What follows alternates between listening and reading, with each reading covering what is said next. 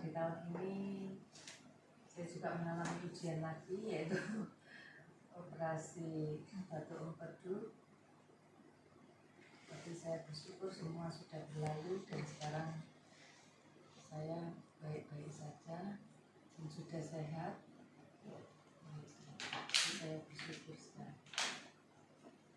Itu aja. Seger ya? Seger. Seger.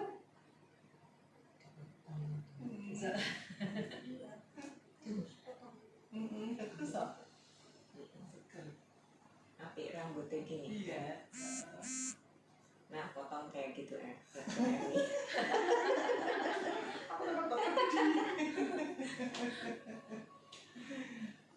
Ya, Nana. Ya, aku bersyukur ya. Terima kasih sama Tuhan.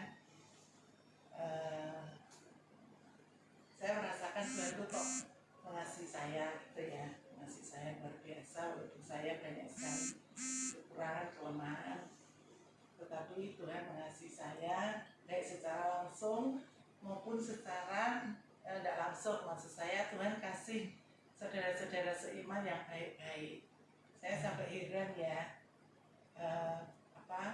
saya dulu waktu di Malang masih di teman dekat, terus Surabaya, terus sekarang di Blora juga, yang seperti saudara sendiri, bahkan melebihi saudara sendiri. Terus sekarang ada KTP ini, ya saya bersyukur ya, tapi mengajak kita untuk kembali KTP.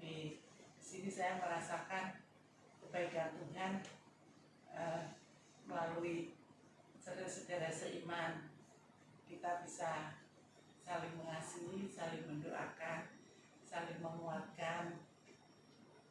Ya saya sangat terharu ya, Tuhan itu kok sangat baik, mengasihi saya. Dan saya kalau mengingat teman-teman, terus saudara-saudara seiman yang baik sama saya, yang mengasihi saya sungguh bersyukur sekali. Walaupun mungkin dengan saudara kandung sendiri saya tidak sebaik ini ya, tetapi saya bersyukur sama Tuhan. Tuhan kok kasih saudara-saudara seiman yang mengasihi saya, yang baik sama saya. Walaupun mungkin hal itu tidak saya rasakan, justru di saudara kandung saya sendiri. Itu aja. Terima kasih. Sorry.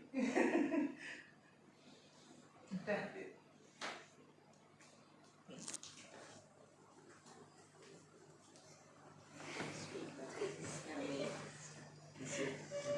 Nanti masuk di YouTube. Iya, pada dasarnya memang benar ya. Saya dulu makanya waktu masih muda itu memang pengejaran saya ya juga itu kesuksesan, kerja sampai lembur-lembur, atau memperhatikan anak sudah di merasa bahwa sudah dirawat sama orang tua, adik ya sudah. Bagian saya pokoknya saya mengejar secara jasmani gitu loh, untuk masa depan saya, untuk pemikiran kita secara waktu itu kan secara seperti itu. Tetapi dengan berjalannya waktu saya melihat bahwa memang kita ini tidak bisa lepas dari namanya masalah. Sampai kapanpun, sampai kita meninggal pasti lalu ada.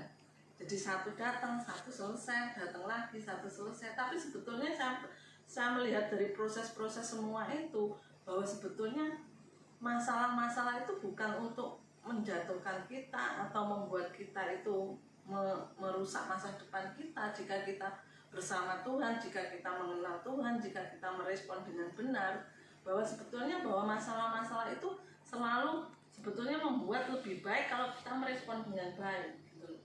Dengan masalah itu menjadikan satu, karakter kita mulai diubahkan. Terus yang kedua, kita melalui masalah itu kita terus bergantung sama Tuhan. Ketika kita enggak ada masalah, kita pasti terlena. Tapi ketika kita ada masalah, kita pasti bergantung sama Tuhan. Nah itulah, masalah-masalah itu sebetulnya fungsinya kalau kita berespon secara benar, itu sebetulnya untuk menyelamatkan kita, untuk mengembalikan kita pada Tuhan gitu loh. Terus fungsinya kita untuk dengan teman-teman seiman ini untuk terus membangun iman kita, untuk kita boleh menyupport, karena kita ini berdiri sendiri tidak bisa. Makanya waktu saya pengalaman saya yang paling membekas, yang paling sangat-sangat pengalaman saya yang membangun diri saya, karakter saya itu ketika saya di titik nol bersama adik saya. Nah, di situ saya tidak bisa mengandalkan keuangan saya, tidak bisa mengandalkan kekuatan saya, hanya bisa mengandalkan ke Tuhan. Nah, waktu disitulah mengandalkan Tuhan itu, saya mencari Tuhan, mencari kekuatannya. Disitulah saya mulai dibangun tentang karakter-karakter bersama Tuhan. Dibangun ya memang tidak bisa langsung sempurna, karena karakter itu terbentuk dari kecil. Jadi karakter itu, yang terutama memang karakter kedagingan kita ini tidak bisa mau sesempurna bagaimana kita masih hidup dalam kedagingan. Tetapi yang terpenting kita punya iman gitu. Ketika kita mulai bertumbuh dengan iman, yaitu karakter iman itu, kita akan menjadikan tahun lalu sama tahun ini progresnya lebih baik sedikit. Ya tidak usah banyak-banyak.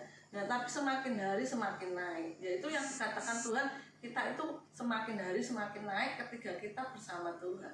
Kita mengandalkan Tuhan. Dari situ saya melihat bahwa dengan perjuangan itu bersama adik saya, bukan hanya adik saya yang karakternya dibangun, saya pun juga banyak dibangun gitu. Dan saya melihat bahwa Tuhan itu memberi kesempatan masalah-masalah itu tepat pada waktunya selalu gitu loh. Ketika ini kamu dibangun ini, nanti naik lagi dibangun lain lagi. Dan saya benar melihat setelah adik saya selesai, bukan berarti saya ini selesai masalah saya. Tetap ada dengan suami saya. Ketika suami saya harus menghadapi sakit, ketika dia harus di masa-masa pensiun, bagi orang laki itu masa pensiun kan masalah yang rawan gitu. Dia merasa bahwa kadang-kadang harga dirinya mulai menurun. Nah disitulah ketika saya sudah mulai dibangun, saya harus memakai yang namanya untuk menghargai dia, menghormati dia, supaya dia di saat dia menghadapi pensiun itu dia tetap punya semangat, harga diri yang selalu ada. Dan ketika dia menghadapi itu, saya support. Dan semakin hari ada perubahan-perubahan karakter juga untuk suamiku. Ketika suami sudah menghadapi karakter yang lebih baik, terus pengaruhnya juga ke anak. Jadi anak pun juga mengalami pemikiran yang lebih mulai juga dewasa, melihat orang tuanya seperti itu. Dan saya juga melihat bahwa Theo ini pun selalu Tuhan kasih itu kemurahan demi kemurahan. Di saat dia menghadapi mulai dari kecil sampai sekarang ini, saya melihat luar biasa Tuhan itu membimbing dia gitu loh. Dia mulai sekolah itu dia harus berjuang dengan luar biasa, tapi sampai bisa lulus, tidak sampai tertinggal. Itu satu penghargaan yang luar biasa, padahal di dalam diri dia ada kelemahan yang secara akal mungkin kok bisa ya dia sampai gitu itu. Terus setelah itu di masa dia lulus kuliah pun dia tiba-tiba ditawari kerja di mana-mana, kan sulit kena pandemi. Tiba-tiba diajak sama saudara joinan buka laundry ini. Terus ketiga itu mobilnya rusak, tiba-tiba ya dapat mobil lagi. Dan ketiga itu dia sekarang ini sudah mulai lumayan, dia bisa belajar. Ini mau dibuka lagi, progresnya itu sungguh luar biasa. Maka saya ngomong sama kamu itu Tuhan itu terlalu baik sama kamu. Jadi kamu itu harus jangan meninggalkan Tuhan. Kenapa Mami ngomong kamu harus tetap berpegang pada firman Tuhan, jangan meninggalkan. Karena orang itu yang terutama itu iman itu, hidup dalam iman. Orang masuk pinter kayak apa, kaya kayak apa, selalu akan menghadapi namanya ujian dan cobaan hidup. Tetapi ketika kamu punya iman, cobaan hidup itu tidak akan menjatuhkan kamu. Tapi kamu harus tetap semangat bahwa kamu punya Tuhan. Ya itulah yang saya rasakan. Dan itu pun setelah saya ini menghadapi berapa bulan ini mulai waktu enak ya. Hari ini loh, saya mau perjalanan ke sini, tiba-tiba dapat kabar kokonya ini lagi anfal. Kokonya Andre.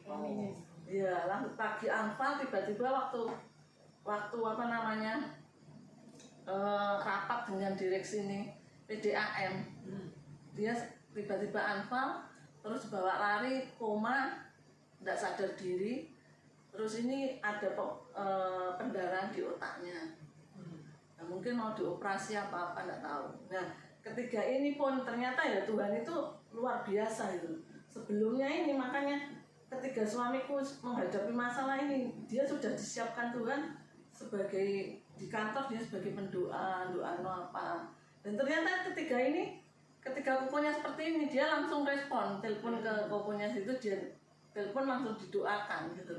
Dan saya yakin bahwa di dalam setiap keluarga kita ini yang di dalam Tuhan ini, kita itu sebetulnya mau dipakai Tuhan untuk boleh menjadi penyelamat keluarga kita gitu.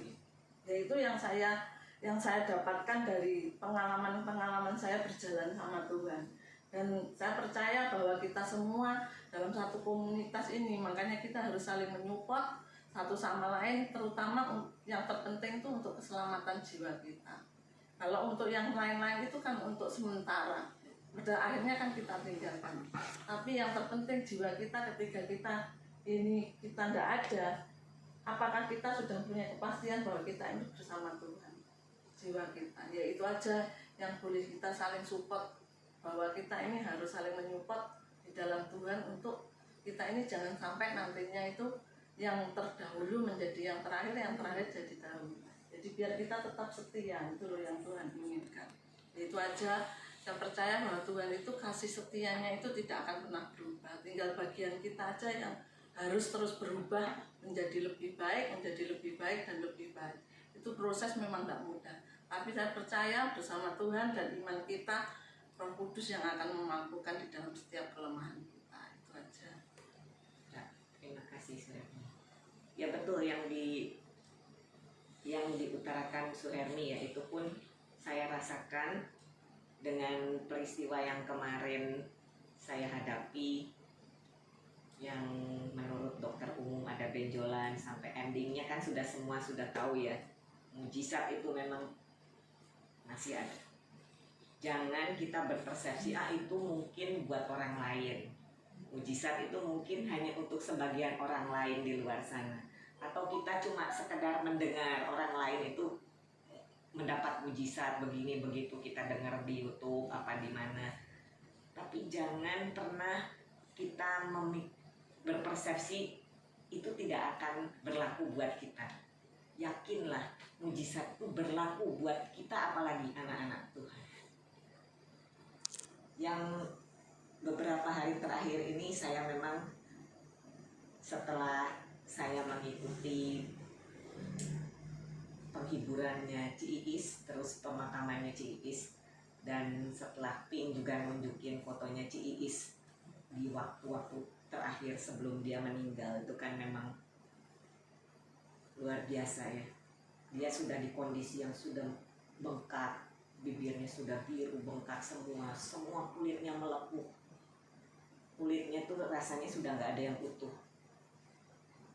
Nggak tahu itu karena efek dari obat kemo atau apa, tapi terlepas dari itu semua saya pun awam, nggak mengerti. Tapi dari situ saya tuh melihat, dan saya sedikit bertanya-tanya sebetulnya. Dibanding dengan Ci Iis, saya tuh nggak ada apa-apanya. Seluruh hidupnya Ci Iis dia abdikan untuk melayani Tuhan. Dia mengabdikan seluruh hidupnya untuk melayani, mengasihi Tuhan. Dan bidang pelayanan yang dia ambil itu bidang pelayanan yang mungkin orang lain gak terlalu suka. Dia masuk di bagian pemuritan, pembinaan. Itu kan justru itu tuh hal utama untuk basic kita sebagai pengikut Kristus itu, untuk menjadi murid-murid Kristus yang sejati itu butuh figur-figur pembina seperti Ci Iis. Dan kita bisa seperti ini pun tidak luput dari peranan perkantas para pembina kita sebelumnya, kayak Kak Tadius, Kak Peggy, terus Kak Hari, termasuk Kak Iis ini. Waktu saya lihat, dan saya memang kan tidak terlalu kenal sama Ci Iis ini, nggak tahu mungkin yang lain apakah juga seperti itu, karena mungkin setelah kita lulus baru Ci Iis mulai aktif di Smyrna atau di perkantas gitu ya. Tapi waktu mau ke malam penghiburan tuh kita juga maju mundur karena anak saya tuh mau ada ultahnya temennya lah. Terus Petrus juga kayaknya kurang interest untuk pergi karena ya itu bingung jemput anak di pestanya temennya itu. Tapi saya waktu itu tuh nggak tahu ya, kayak Tuhan tuh gerakin pergi oh. Karena saya lihat di YouTube waktu penutupan peti itu Kak Hari itu sekilas menceritakan mengenai Kak Iis ini. Terus waktu malam penghiburan ya saya ke sana dan mendengar khotbahnya itu juga bagus, sangat mengena, dan saya dengar kesaksiannya Kak Hari itu nggak bisa menahan air mata. Saya akan fokus juga dengar Kak Hari itu menceritakan seluruh perjalanan Ci Iis waktu dia menderita kesakitan seperti itu kan. Mereka bilang Ci Iis tidak mau diekspos, tidak mau banyak orang tahu. Jadi termasuk orang-orang terdekatnya dia pun nggak ada yang tahu pergumulan dan penderitaan hebat yang Ci Iis rasakan waktu dia harus menghadapi kemo, radiasi sampai segitunya ya. Dan terakhir waktu itu kan saya belum lihat tuh fotonya Ci Iis sebelum Pink tunjukin. Cuma dengar Kak Hari memang bilang itu berat banget karena waktu di rumah sakit itu mungkin punggungnya juga sudah kulitnya melepuh gitu, sampai mau diangkat itu lengket di kasurnya itu. Yang saya rasakan waktu itu tuh saya cuma bertanya-tanya, Tuhan, saya dibanding Ci Iis mungkin saya itu kalau anak sekolahan itu saya mungkin TK, Ci Iis itu sudah di universitas. Dalam hal kerohanian, dalam hal kecintaannya dia sama Tuhan, keimanan, kepercayaan, kepasrahan dirinya dia tuh sama Tuhan tuh sudah di level mungkin saya ini masih TK, dia sudah di universitas. Tapi kenapa ya Tuhan? Tuhan tidak membebaskan dia dari rasa sakit. Kenapa? Dia harus sampai melewati penderitaan itu sedemikian hebat. Lalu saya kembali merefleksikan ke diri saya sendiri, kenapa saya mendapatkan privilege sedemikian indahnya yang Tuhan berikan kepada saya. Saya tidak perlu akhirnya saya kan setelah melewati pemeriksaan itu kan nggak ada benjolan dan akhirnya sudah terbebas dari rasa khawatir. Lalu Roh Kudus tuh luar biasa, dia tuh kayak bisikin, persepsi dan asumsi kamu itu sebetulnya ya keliru. Justru Tuhan tahu porsi Ci Iis, keimanan, rasa percaya, rasa cintanya Ci Iis di hadapan Tuhan itu justru tahu dia tuh pasti bisa melewati itu, dan dia sekarang sudah mendapatkan tubuh roh kemuliaan, sudah bersama-sama dengan Bapa di surga, ada di pelukannya Tuhan Yesus, dan dia sudah mendapatkan hak istimewanya. Dia sekarang sudah diterima mahkota kehidupan itu, sudah Tuhan Yesus sendiri yang memakaikan itu di kepalanya Ci Iis. Justru kita ini yang masih stay di sini, dan khususnya saya yang sudah diberi Tuhan itu tadi privilege itu, saya harus juga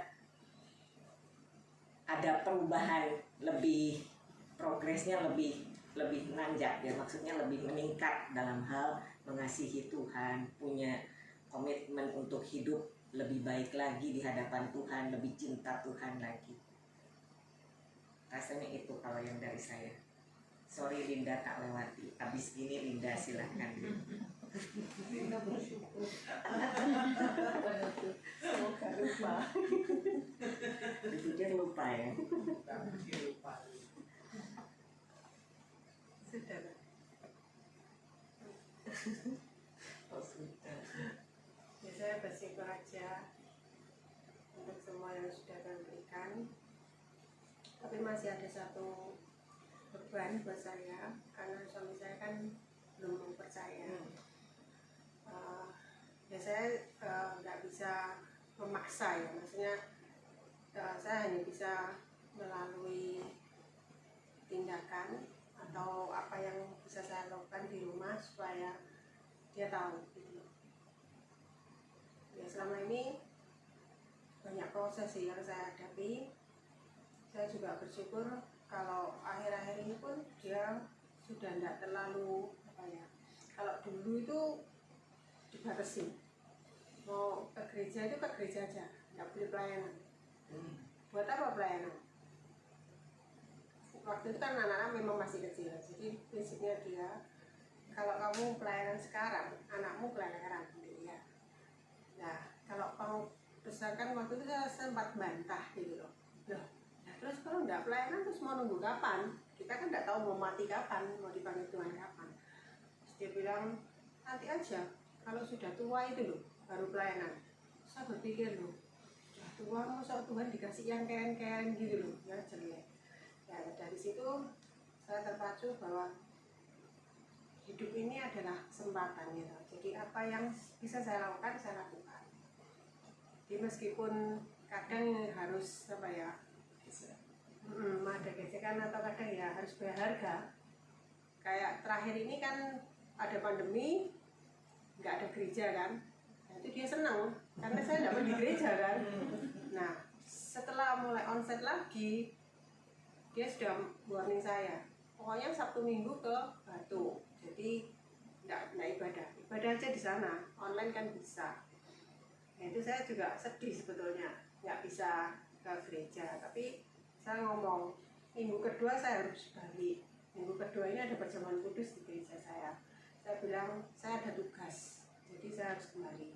Oke, nggak apa-apa, tiap minggu kedua tok ya. Nah, Desember ini pergumulan lagi, kan banyak acara kalau Desember. Saya bilang, Natal ini minggu ketiga, perjamuan minggu kedua. Gimana? Oke, nggak apa-apa. Perjamuan tetap jalan ya toh. Jadi kamu minggu kedua, Sabtu kita balik. Minggu ketiga nanti, kemarin saya sempat tanya, ini besok kalau ke Batu lagi mau balik kapan? Soalnya saya minggu ini Natalan minggu. Terus Natalanmu jam berapa? Sore sih jam 5. Ya sudah, Sabtu malam. Nah, saya bersyukur guys. Padahal saya enggak nanyain, enggak, maksudnya enggak maksa dia gitu. Saya sudah berdoa, Tuhan, ini di gereja itu ada acara gladi bersih, gladi kotor gitu. Itu maunya hari Minggu pagi jam 8. Maunya sama Sabtu gladi kotornya, tapi akhirnya yang gladi kotor enggak ada, Sabtu diganti Kamis toh. Yang Minggu paginya itu saya yang khawatir gitu loh, bisa datang enggak jam 8. Ternyata dia kemarin ngomong, oke enggak apa-apa, kita Sabtu aja balik gitu loh. Tapi ada alasan lain karena anak saya Minggu pagi harus ke Cirebon. Jadi dia ngomong ya sudah Sabtu aja balik gitu, supaya mungkin dia Minggu bisa ngantarkan anaknya. Jadi saya bersyukur ada, maksudnya satu persatu itu Tuhan kasih saya gitu loh. Ini loh, apa ya, berkat bagi saya itu berkat gitu. Anak saya juga kayak gitu. Jadi kadang saya mau ngasih tahu dia, ini loh hal-hal yang kecil-kecil kayak gini nih harus diingat bahwa Tuhan itu kan masih kasih kita kesempatan ini, kasih ini. Soalnya kan anak muda mungkin banyak emosi ya, apalagi dengan kuliah, dengan tugas-tugas itu emosinya tingkat tinggi gitu loh. Jadi kita ngomong apa sedikit tersinggung. Kemarin dia sempat marah-marah ulang karena kan ini dia mulai besok hari Kamis, Sabtu itu ada fine dining. Jadi dia ada tugas di sekolah untuk siapkan untuk dinner, makan malam. Tapi untuk umum ya, untuk umum tapi bayar gitu. Nah dia dengan timnya ini dia harus prepare. Nah kok awal mungkin tidak terlalu terasa, tapi terakhir ini sudah mulai terasa panas kan. Jadi emosi semua gitu loh. Nanti kadang trial masaknya kurang ini, terus nanti belum lagi kalau sudah fine dining kan semua dekorasi apa-apa semua kan harus siap tuh. Nah anak saya ini dia jadi kayak GM-nya gitu loh, jadi yang ngatur semua, teman-temannya yang masak ini, dia itu cuma ngatur sebetulnya. Nah tapi ini yang membuat dia emosi berat karena teman-temannya nggak bisa diajak kerja sama loh. Yang ini marah gini nih, kadang marahin dia, kamu kok gini. Aduh, saya waktu pulang dia ngomong saya bilang, tenang dulu, ajaan teman-teman ini doa. Terserah beragamanya apa, terserah, pokoknya ajaan mereka doa. nggak bisa mah, nggak bisa. Mereka loh nggak ada agama. Loh, jangan bilang nggak ada agama. Kamu share aja, kamu ajak aja doa, terserah mereka mau doa apa enggak. Tapi itu sudah terucapkan, paling enggak mereka masih berpikir gitu loh. Oh ya, dengan momen yang kayak gini besar kan, ini kan momen untuk menentukan juga nilai akhir mereka gitu loh. Ajaan, nggak apa-apa. Urusan mereka mau melakukan apa enggak, pokoknya kamu sudah mengajak mereka. Dan kamu sendiri harus banyak berdoa, karena momen-momen seperti ini tuh membutuhkan kita dekat sama Tuhan. Tuhan yang bisa kasih ketenangan, Tuhan yang bisa kasih, terus pokoknya kita nggak bisa berpikir yang apa jauh-jauh minta yang perfect apa itu nggak bisa. Tapi nanti biar Tuhan yang bekerja gitu, Tuhan yang sempurnakan. Ya, selama ini saya belajar dari hal-hal kecil tuh, saya belajar bersyukur. Prosesnya memang panjang dan saya alami satu persatu, saya bersyukur. Dengan juga adanya KTB ini teman-teman, ya itu tadi yang Cik tadi pernah ngomong, anak ini titipan dari Tuhan. Itu saya sempat merasa kak memiliki ini kok nggak bisa saya atur apa gitu sempat, tapi dengan itu saya sudah mulai legowo gitu bahwa iya betul, ini semua ini milik Tuhan. Jadi kita nggak bisa memaksakan kehendak kita, keinginan kita harus gini, harus gitu, harus menurut kita nggak bisa. Ya, berpasrah pada Tuhan itu jauh lebih melegakan, hati itu lebih lega. Terima kasih.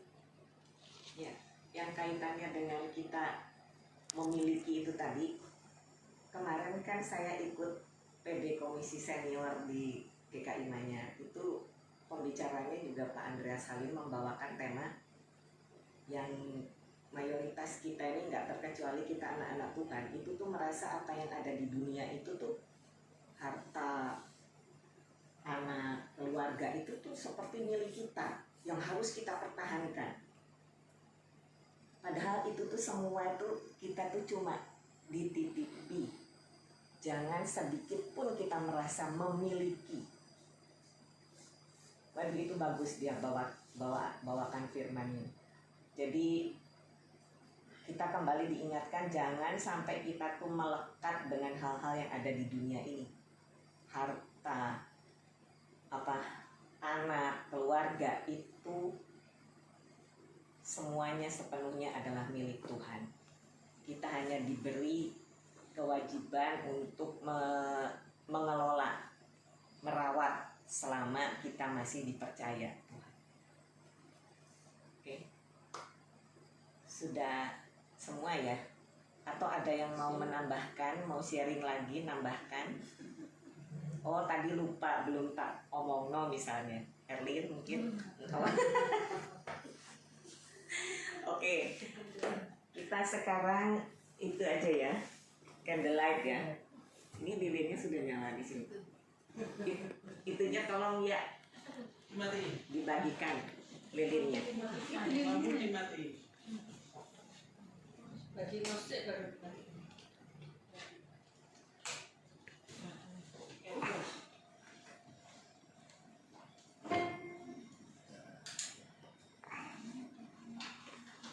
Ada lagi lebih satu.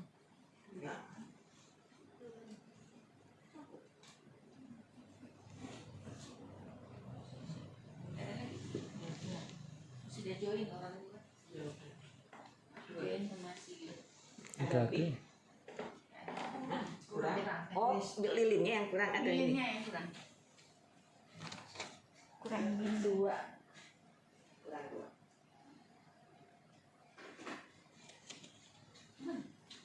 Kemudian ngarepnya keyboard. Kurang 1. Linda. Kurang 1 tuh. Netes itu. Oh. Lilinnya kurang. Pas Pak? Pas. Sudah Cik. Sudah semua. Korek apinya di mana? Nih. Ini. Oh, di sana.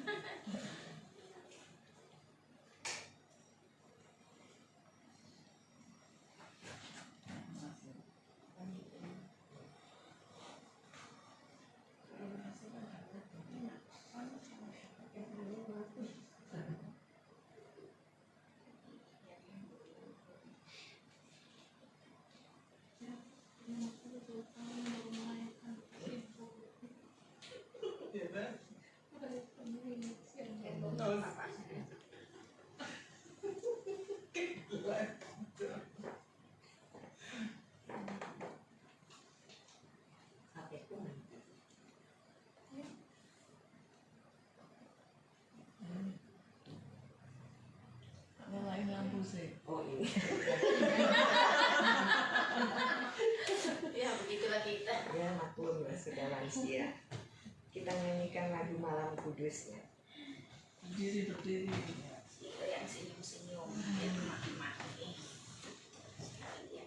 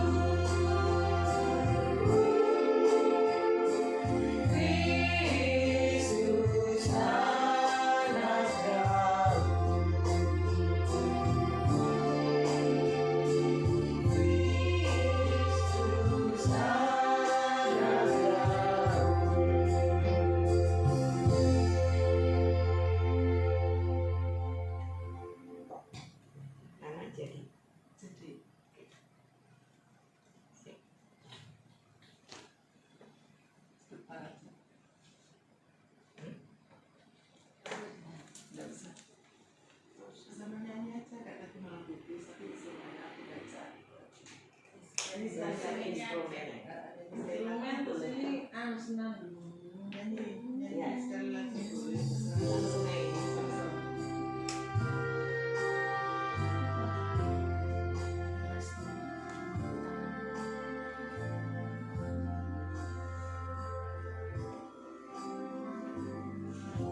Bapa, betapa besar kasih-Mu kepada kami, manusia yang berdosa ini. Engkau mau merelakan putra-Mu yang tunggal lahir dan menderita untuk menyelamatkan kami. Bapa, bagaimana jadinya kami manusia yang berdosa ini jika Tuhan Yesus tidak lahir ke dunia dan mati menebus dosa-dosa kami? Kami akan binasa selamanya. Terima kasih Bapa untuk kasih-Mu kepada kami. Bapa, Engkau sudah begitu mengasihi kami. Tolonglah kami untuk juga boleh mengasihi Tuhan dan sesama kami. Pakailah hidup kami menjadi alat kemuliaan Tuhan. Tolong kuatkan kami ya Tuhan. Terpujilah Engkau. Terima kasih. Amin. Amin. Silahkan ditiup lilinnya. Ini anu lele. Make a wish.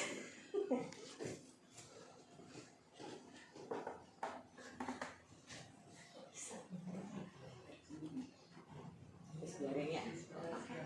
Ya kering biar kering baru dia biar